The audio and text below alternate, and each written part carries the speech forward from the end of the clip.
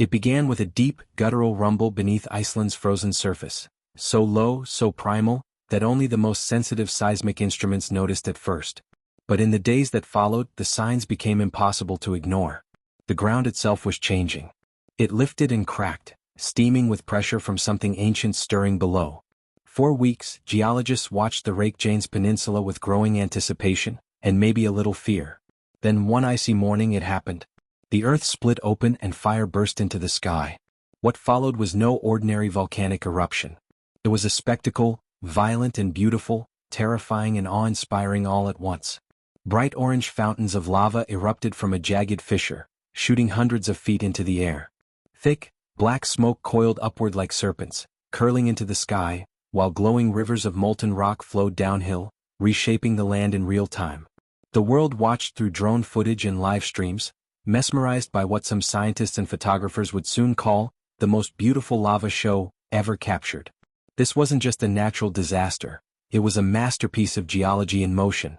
And it was Iceland, the land of fire and ice, living up to its mythic name once more. The eruption occurred near the Fagradalsfjall volcano system, an area that had remained dormant for over 800 years before suddenly roaring back to life in 2021. That eruption was a historic event. But in 2023 and again in 2024, volcanic activity surged back with even greater intensity.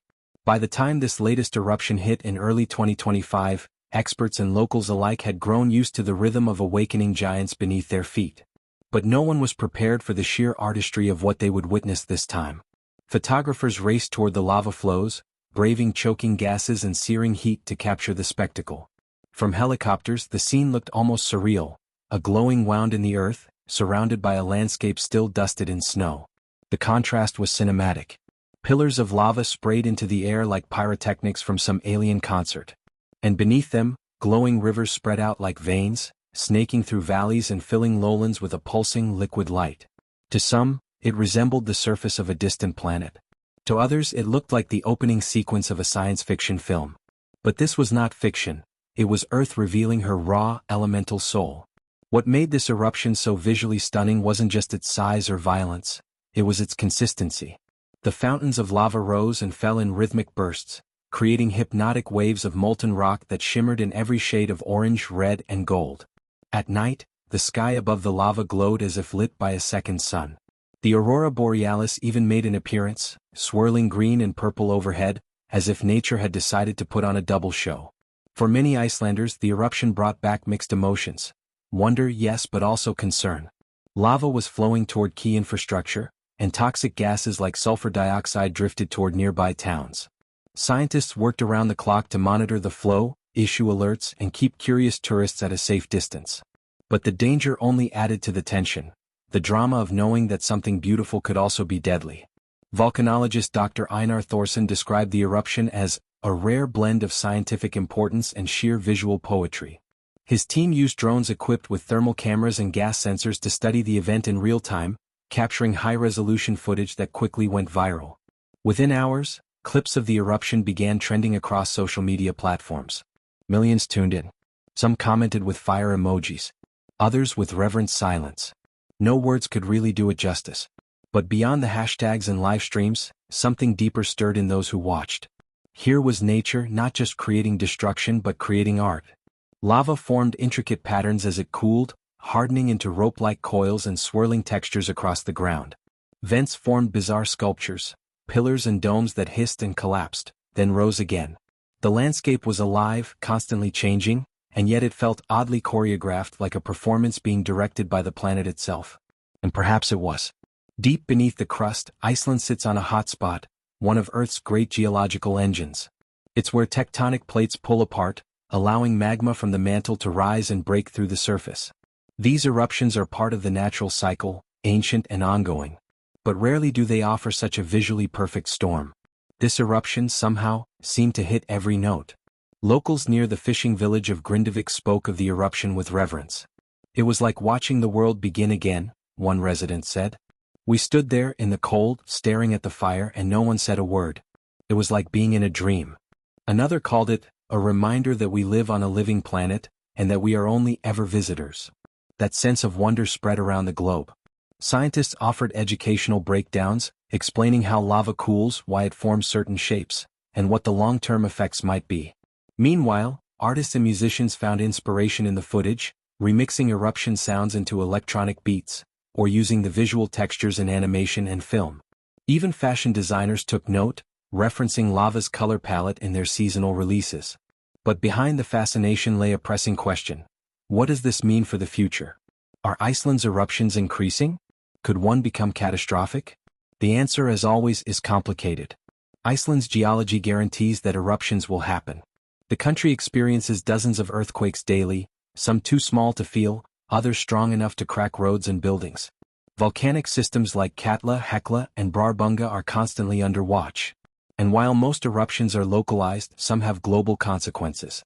In 2010, ash from age of geological grounded plains across Europe, causing billions in losses. That eruption was far less beautiful, but far more disruptive. The current eruption, though dazzling, has mostly stayed within predictable bounds. Lava flows have been slow and steady. Ash has been minimal. But scientists warn that conditions can change rapidly. A blocked vent, a sudden pressure spike, or a shift in the wind could all turn beauty into disaster. And so, the dance continues, between awe and anxiety, between nature's power and our attempt to understand and adapt. What makes Iceland special is not just its geology, but how its people live with it. Schools teach children about eruptions. Homes are built with geothermal insulation. Emergency services conduct regular drills. In many places, volcanic activity would be a reason to flee. In Iceland, it's part of life. And yet, even the most seasoned locals admitted that this eruption felt different. Not just bigger, but somehow more emotional. As if the volcano wasn't just erupting but speaking. And in its language of fire and stone, it was telling a story older than any civilization, older than any mountain, older than memory itself. It's hard to watch something so raw and not feel changed by it. For the thousands who made the trek to view it in person, and for the millions more who watched it unfold on their screens, this eruption offered more than just a science lesson. It offered a moment of perspective. A reminder of the planet's scale, its power, and its terrifying, magnificent beauty. And this was only the beginning. The lava was still flowing. The air was still vibrating. Deep underground, the forces that started this eruption were still in motion. And as experts monitored seismic shifts and magma chambers, one thing became clear: the show wasn't over yet. Iceland's volcano was just getting started. As the eruption continued to dominate headlines and live streams, the global fascination deepened. For some, it was pure curiosity, watching nature in motion, safely removed by thousands of miles and a glowing screen. But for others, especially those standing within the sound of the lava's hiss and roar, it was something more profound. The Earth was no longer a passive background, it was alive, unpredictable, and talking through fire. New fissures opened up as the days wore on, some as long as several hundred meters, extending like glowing scars across the landscape. Each time a new crack emerged, the ground rumbled with force, sending tremors across nearby valleys and reminding even the most experienced geologists that no model can perfectly predict where magma will choose to rise. These weren't single eruptions. They were evolving chapters of a story still being written. One where the terrain itself was the canvas and lava was the brush. Drone footage captured extraordinary scenes. Waterfalls of molten rock spilling over cliffs, lighting up the canyons like rivers of liquid gold. In other areas, lava met ice head-on, creating massive plumes of steam that twisted upward like phantom towers into the atmosphere. The stark contrast between fire and frost was almost mythic, like something out of Norse legend. It was as if Iceland's dual identity, frozen glaciers and volcanic fury, was being played out before the world's eyes in real time. And then came the sound. Not just the explosive booms of gas escaping through vents or the crackling of cooling lava, but the deep, resonant hum, the low-frequency vibration that seemed to pass through your bones. Visitors standing near the eruption spoke of it like a voice, not from above but from below. A voice older than language. One that made you feel, in the most literal sense, small. Scientists continued to monitor the eruption with both caution and awe. Geophysicists used GPS stations to measure land deformation, while gas sensors tracked sulfur dioxide, carbon dioxide, and hydrogen sulfide levels in the air. It wasn't just a spectacle, it was a treasure trove of data. These insights could help predict future eruptions, improve safety models, and even offer new understanding of how Earth's interior evolves. But even with all their instruments and calculations, they knew one thing clearly: nature wasn't done yet. On the ground, the lava was claiming new territory by the hour. Roads disappeared. Hills were flattened. Entire sections of moss-covered landscape, some untouched for centuries, were swallowed whole. There's something uniquely heartbreaking about watching ancient landforms vanish under lava. To many Icelanders, these weren't just geological features. They were part of their identity, woven into folk tales and cultural memory. Now they were vanishing under glowing stone, never to be seen again. And yet, in that destruction something else was happening: creation. As lava cooled, it formed brand new land. Sharp, black basalt crusts began to harden, crackling as they met the frigid air. Steam vents hissed like geysers, and strange new hills formed seemingly overnight. In geologic time, this was evolution on fast forward. Iceland was being reborn right before everyone's eyes. Tourism exploded. Despite warnings and safety restrictions, thousands flocked to the site, hoping to glimpse the spectacle firsthand. The Icelandic government acted quickly, creating safe viewing zones, deploying rescue teams, and issuing regular updates. But not even fences or flight bans could keep the most determined travelers away. To them, this wasn't just sightseeing, it was a pilgrimage. And how could it not be? The visuals were irresistible. From high above, lava carved glowing arteries through the landscape, fractal and mesmerizing. Up close, it moved like a living thing, slow and heavy yet somehow graceful. The air shimmered with heat, and the smell of sulfur clung to everything. Photographers risked camera damage and even burns to capture the eruption at its most dramatic. One image, taken at sunset, showed lava backlit by golden sky and framed by snow-covered peaks. It spread across the internet like wildfire. Some called it the photo of the decade. But for all the beauty, the risk was never far behind. Toxic gases spread with the wind, invisible and deadly. A sudden change in weather could push dangerous concentrations into populated areas with little warning. Scientists monitored air quality in real time, and alerts were sent out to residents in Grindavik and beyond. Schools temporarily closed. Masks were distributed. Emergency shelters stood ready just in case. And still the eruption grew. Then, something unexpected happened. A new lava vent opened less than 2 miles from a key geothermal power plant. The Svartsengi facility, one of Iceland's most important energy sources, came into potential danger. The government had prepared for such a possibility, but the timing was tense. Crews worked tirelessly to build defensive barriers of earth and rock, racing against the flow of lava to protect critical infrastructure. This became a defining moment. Not just a display of raw power, but a reminder of how thin the line is between human progress and the forces beneath our feet. The irony wasn't lost on anyone. Iceland, a leader in renewable energy thanks to geothermal and hydroelectric sources, now had to defend its own energy infrastructure from the very earth that powered it. But the barriers held.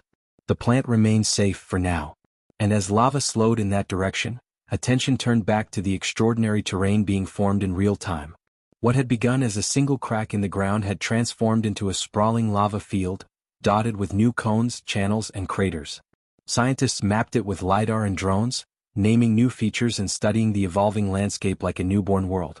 The eruption was gradually easing, but not ending. Each day brought small shifts. New vents might open. Old ones might collapse. Magma beneath the surface could migrate silently, building pressure for a future event. Iceland's volcanic systems don't operate on simple schedules. They ebb and flow like the tide, sometimes sleeping for centuries, sometimes waking over and over again in a matter of months. But one thing was certain. This eruption had already left its mark. Not just on the land but on the people who witnessed it. For Icelanders, it reinforced a truth they've always known: they live on the edge of creation. And for the rest of the world, it offered something we rarely get in our over-civilized lives: a direct, humbling confrontation with the planet's raw power. In the end, that may be the most important gift this eruption gave. In an age of distraction and digital noise, it silenced us. It made us look up from our phones, not just to share the view but to actually feel it. To witness something bigger than ourselves. Something ancient. Something sacred. And maybe that's why so many called it the most beautiful lava show in modern memory. Because it wasn't just what we saw, it was what it made us remember. That we are small. That Earth is alive. And that in its moments of fury, there can still be grace. The eruption eventually slowed, then paused, though scientists warned it may resume. The magma chamber remains active, and new quakes are being recorded almost daily. But for now the skies have cleared. The lava has cooled. The wind carries only the faintest trace of sulfur. And the new land, still warm underfoot, waits to be named, explored and remembered. In time moss will return. Birds will nest in the cracks of cooling stone.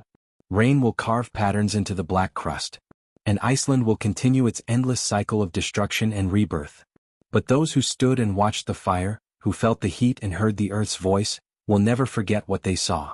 Not just the eruption, but the beauty of the moment when Earth revealed her heart.